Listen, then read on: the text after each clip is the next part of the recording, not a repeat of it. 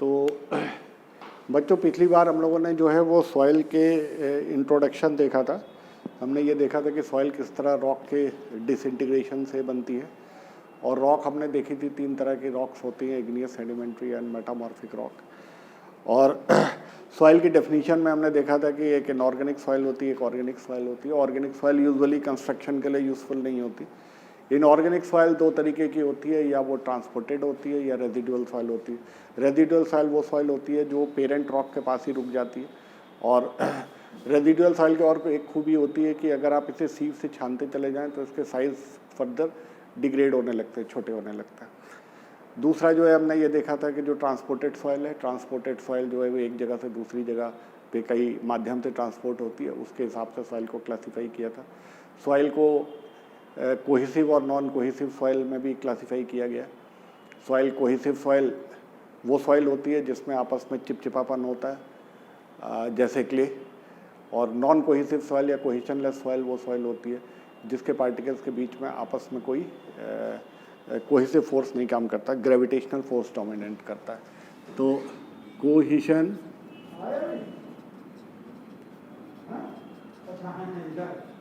Cohesive soil वो soil होती है, कोहेसिव सॉइल वो सॉइल होती है जिसके आपस के बीच में स्टिकनेस होती है। तो आप जानते हैं कि कोहेसिव सॉइल जो है प्लेट टाइप की सॉइल होती है। प्लेट टाइप की सॉइल जो है वो नेगेटिवली चार्ज प्लेट पार्टिकल्स होते हैं, और नेगेटिवली चार्ज प्लेट पार्टिकल्स जो होते हैं इसकी वजह से ये कोहेशन की प्रॉपर्टी आती है। और ये पानी के साथ मिलकर जो एक बॉन्डिंग बना लेते हैं, जिसकी वजह से ये होता है, आगे देखेंगे।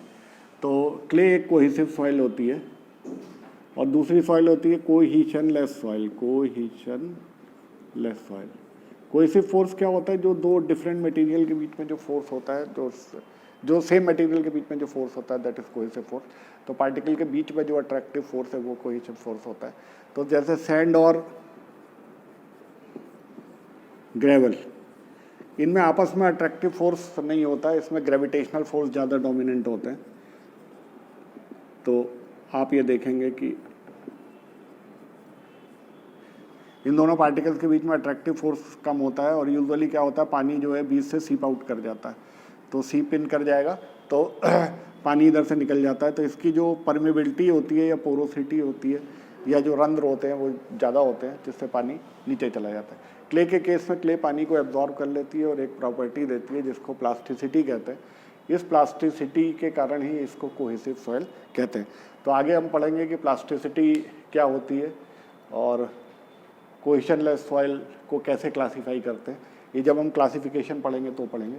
अभी एक सॉइल के मोटा मोटी जो हम क्लासिफिकेशन है उसमें कह सकते हैं कि सॉइल अपने बिहेवियर के हिसाब से 2 ढंग से क्लासीफाई हो सकती है। एक है कोहेसिव सॉइल और एक है कोहेशनलेस सॉइल।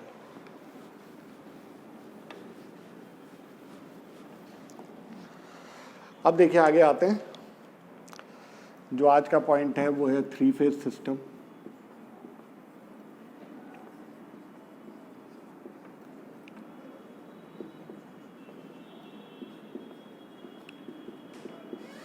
Basic definitions. देखिए सॉइल को अगर हम देखें तो सॉइल में क्या है, सॉइल के पार्टिकल्स देखें तो इसमें क्या है, इसमें बड़े कण हैं। बड़े कण के बीच में छोटे कण भी हो सकते हैं। छोटे कणों के बीच में क्या हो सकता है, वाटर हो सकता है, या ऐसा भी हो सकता है इसके बीच में एयर भरा हो, हवा भरी हो। ये सॉलिड पार्टिकल्स। तो अगर हम नेचुरल स्टेट में किसी सॉइल सैंपल की बात करें तो क्या है, इसमें सॉलिड भी है, इसमें वाटर भी है और इसमें एयर भी है। तो सॉइल जो है वो 3 फेज सिस्टम में एग्जिस्ट करती है, 3 फेजेज में एग्जिस्ट करती है, और इसको 3 फेज सिस्टम कहते हैं। और यूजुअली जो भी हम डेफिनेशन बनाते हैं ब्लॉक डायग्राम से बनाते हैं। तो देखिए सॉइल का जो ब्लॉक है ये कहलाता है सॉलिड,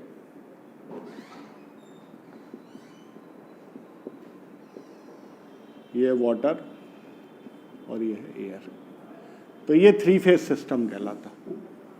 तो जब हम ब्लॉक डायग्राम की मदद से सॉइल को क्लासीफाई करते हैं 3 फेज में, तो ये कहलाता है 3 फेज सिस्टम। इसको क्या कहेंगे हम, 3-5 सिस्टम।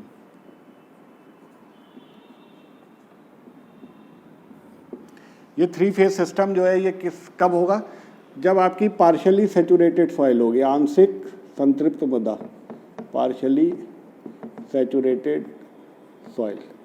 ये नॉर्मली कहाँ पे होगी, ये जो सॉइल नेचुरल स्टेट में होगी, जो सॉइल नेचुरल स्टेट में होगी अपनी, वो नॉर्मली पार्शियली सैचुरेटेड होगी। अभी आप कोई सॉइल सैंपल लेंगे तो ये पार्शियली सैचुरेटेड होगी। जब तक कि हम नदी के किनारे या समुद्र के किनारे ना हो या रेगिस्तान में ना हो, नॉर्मली जो है आपकी सॉइल 3 फेज में एग्जिस्ट करती है। लेकिन एक्सट्रीम केस में देखें तो क्या हो सकता है, अगर आप बहुत ड्राई एरिया में चले जाएं तो आप देखेंगे कि ये सॉलिड है और ड्राई स्टेज है, मतलब यहाँ पे एयर है, वाटर नहीं है, तो ये ड्राई सॉइल कहलाएगी। ड्राई सॉइल क्यों कहलाएगी, क्योंकि इसके जो गैप है, ये गैप है, ये वॉइड्स कहलाते हैं, इसके गैप में क्या है, एयर भरी हुई है, तो इसलिए ड्राई सॉइल कहलाती है। तो यहाँ पे देखिए 2 ही स्टेट में सॉइल एग्जिस्ट कर रही है, सॉलिड और एयर, तो ये कहलाएगा 2-5 सिस्टम या 2 फेज सिस्टम। इसी तरह ये हो सकता है कि आप किसी बहुत ज़्यादा बारिश वाली जगह में जाएं तो जितना इसके गैप्स होंगे, जितने वॉइड्स होंगे, ये सब वाटर से भरे होंगे। तो यदि ये वाटर से भरे तो ये फुल्ली सैचुरेटेड सॉइल कहलाएगी। ये देखिए सॉलिड है और इसके जितने भी गैप्स हैं, जितने भी वॉइड्स हैं, ये पूरे के पूरे पानी से भरे हुए हैं, तो ये कहलाएगी फुल्ली सैचुरेटेड सॉइल। ठीक, तो ये फुल्ली सैचुरेटेड सॉइल जो होगी वो भी क्या होगी, 2 फेज सिस्टम होगा। This is also a 2 phase system. तो सॉइल जो है 2 फेज सिस्टम में भी एग्जिस्ट कर सकती है, 3 फेज सिस्टम में भी एग्जिस्ट कर सकती है, लेकिन 1 फेज में कभी एग्जिस्ट नहीं करेगी। ऐसा नहीं होगा कि उसमें वॉइड्स ना हो, कोई सॉइल ऐसी नहीं होगी जिसमें वॉइड्स ना हो। अब देखिए बहुत ही बेसिक्स से चलते हैं। तो 3 फेज सिस्टम जो है ये बेस है, इस फिगर को आप याद कर लीजिए। इस फिगर से ही आपकी सारी डेफिनीशन बनेंगी। ये जो डेफिनीशन बनेंगी उसका कुछ ना कुछ मतलब होगा, उसको धीरे धीरे हम लोग इंटरप्रेट करते चले जाएंगे। और जैसे जब आप लोग न्यूटन लॉ पढ़ते हैं तो आप लोग उसे याद कर लेते हैं, कक्षा 6 से याद करते चले जाते हैं और इंटर तक आपको समझ में आता है कि वाकई इसका मतलब क्या है। ठीक इसी तरह आपको पहले कंठस्थ करना पड़ेगा, उसके बाद आपको धीरे धीरे इसका सिग्निफिकेंस समझ में आएगा। तो देखिए जो ब्लॉक डायग्राम है, 3 फेज डायग्राम, सबसे नीचे सॉलिड, उसके ऊपर वाटर, उसके ऊपर एयर। लेफ्ट हैंड साइड में जितना हम रिप्रेजेंटेशन करेंगे सब वॉल्यूम से करेंगे। तो देखिए ये जो है VS है, VS क्या कहेंगे, volume of solid of soil, volume of solid, ये सॉइल के जो पार्टिकल्स हैं उनका वॉल्यूम है। ठीक है, ये कहलाएगा वॉल्यूम ऑफ वाटर, VW। तो VW को क्या कहेंगे, VW is volume of water. ये देखिए ऊपर एयर है तो ये कहलाएगा VA क्या कहलाएगा, वॉल्यूम ऑफ एयर। इतने वॉल्यूम हो गए। अब देखिए ये टोटल जो है वॉल्यूम ऑफ वाइड और वॉल्यूम ऑफ वाटर और वॉल्यूम ऑफ एयर, ये कलेक्टिवली कहलाता है VV। ये कहलाएगा VV क्या होगा, वॉल्यूम ऑफ वाइड्स। ठीक है, और ये टोटल वॉल्यूम हो गया। देखिए टोटल वॉल्यूम ऑफ सॉइल आप यहाँ से यहाँ देखेंगे तो ये टोटल वॉल्यूम हो गया। तो V जो है ये हो गया टोटल वॉल्यूम। तो टोटल वॉल्यूम क्या होगा, VV plus VS, volume of void plus volume of solid. और वॉल्यूम ऑफ वाइड किसके बराबर होगा, volume of water plus volume of air.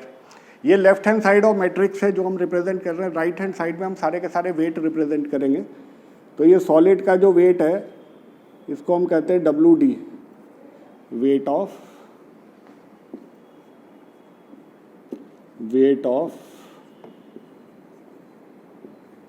Solids soil particles, इसको कहते हैं, या ड्राई वेट ऑफ सॉइल भी कहोगे इसे। और ये WW is weight of water. और WA ये किसके बराबर होगा, 0 के, एयर का भार नगण्य है। तो टोटल वेट ऑफ सॉइल क्या होगा, that is weight of water plus dry weight of soil.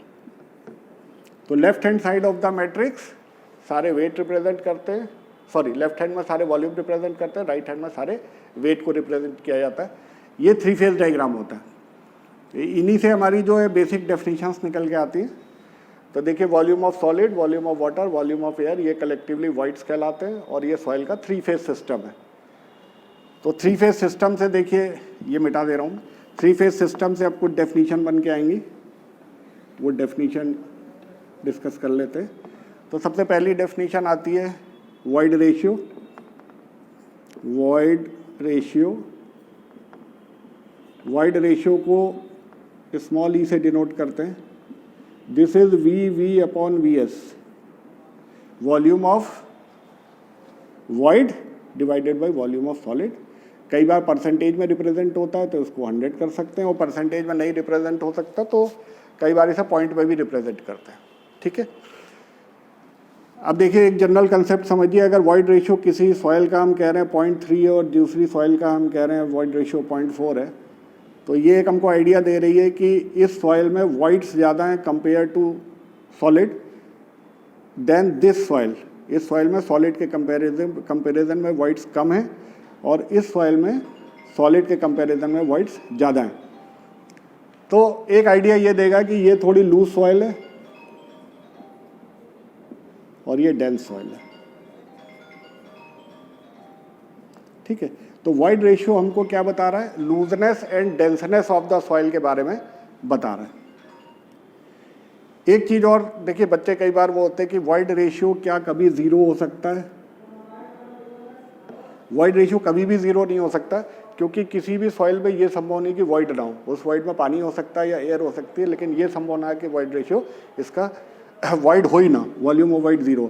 तो जो वॉइड रेशियो है वो कभी भी 0 नहीं हो सकता, 0 नहीं हो सकता। अब बात आती है क्या ई का मान 1 से ज़्यादा हो सकता है या 100% से ज़्यादा हो सकता है। तो देखिए ये इक्वेशन कहीं भी आपको रिस्ट्रिक्ट नहीं कर रहा है। अगर बहुत ज़्यादा ऐसी सॉइल है जिसमें वॉइड्स बहुत ज़्यादा हैं तो ये वैल्यू ज़्यादा हो सकती है 1 से। और एक सॉइल होती है जो रेगिस्तान में पाई जाती है जिसको कहते हैं लोएस, ये हमने अभी पहले चैप्टर में डिस्कस किया था। तो लोएस का जो वॉइड रेशियो है ये 200 से 300% हो सकता है या 2 से 3 हो सकता है। तो void ratio can be greater than 1 और can be greater than 100%। But normally क्या होता है, नॉर्मल सॉइल में क्या होता है, ये 1 से कम होता है और ये लूजनेस या कॉम्पैक्टनेस ऑफ द सॉइल को रिप्रेजेंट करता है। सेकेंड जो डेफिनेशन है दैट इज पोरोसिटी। पोरोसिटी को स्मॉल n से रिप्रेजेंट करते हैं। ये होता है volume of void divided by total volume into 100। ठीक, पोरोसिटी क्या होता है, volume of void divided by total volume. Total volume मतलब वी प्लस वी एस। तो आप ये भी कह सकते हैं is equal to V upon we plus V S into 100। Again porosity can not be 0।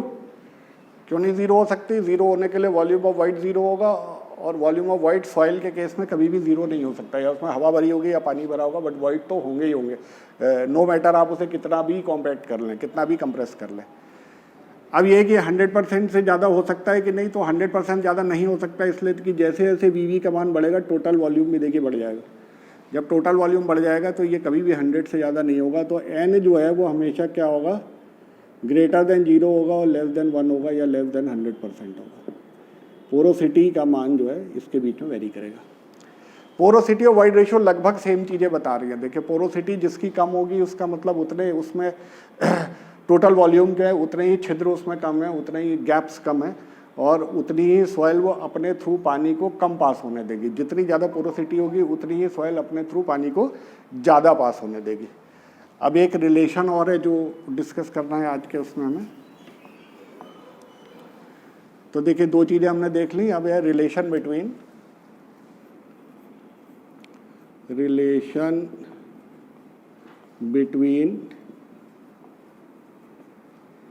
N and E। And N E क्या है, पोरोसिटी एंड वॉइड रेशियो, इन दोनों के बीच में रिलेशन है। तो क्या रिलेशन है, कई बार आपको ऐसा होता है पोरोसिटी दी होती है, वॉइड रेशियो पूछता है, कई बार वॉइड रेशियो दिया होता है, पोरोसिटी पूछता है। तो बहुत सिंपल तरीका मैं बता रहा हूँ आपको डिराइव करने का। एक 3 फेज डायग्राम बनाइए, यहाँ पे सॉलिड बनाइए, ये वॉइड्स हो गए, दिस इज, देखिए ई क्या होता है, ये होता है V V upon V S. अगर हम इसको इकाई मान ले, वी एस को इकाई मान ले, वी एस को इकाई मान ले, इसके 1 ले लिया हमने, तो वी वी जो है वो ई के बराबर हो जाएगा, मतलब ये वैल्यू ई हो जाएगी। और एन जो है that is V V upon V. अगर इसको टोटल वॉल्यूम को 1 मान लें, टोटल वॉल्यूम को मान लीजिए हमने 1 मान लिया, तो वी वी ये एन हो जाएगा।